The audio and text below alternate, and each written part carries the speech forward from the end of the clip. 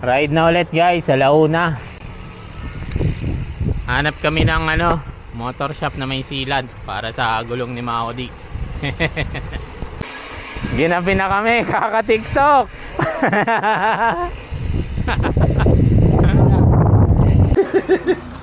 Kabili na ng silad guys.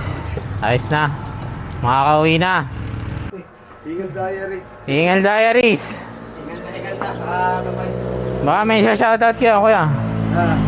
Shoutout. Ayan guys Hingal Diaries. San Pablo po. San Pablo. Municipality of Lubo.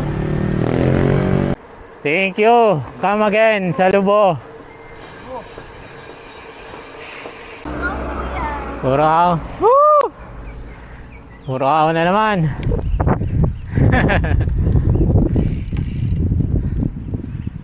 Pahinga. Walang tubig si Maudi. Mainit pa magba.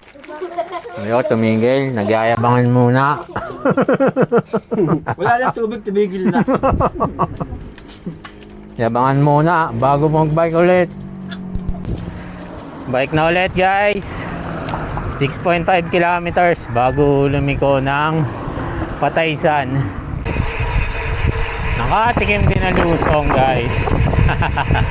Pataysan na to, Pataysan.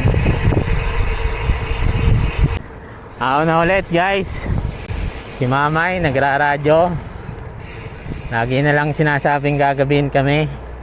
Ang bilis-bilis namin.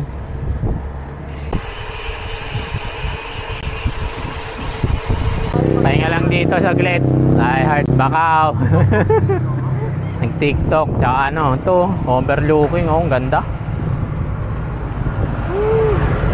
306 65.73 kilometers na lang. Nasa bahay na 309.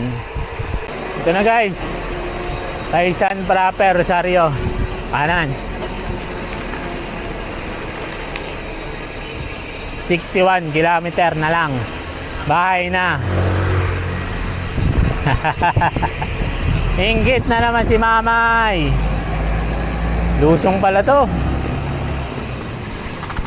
Medyo rough road ulit guys. Labas nito na Taysan proper. Taysan proper.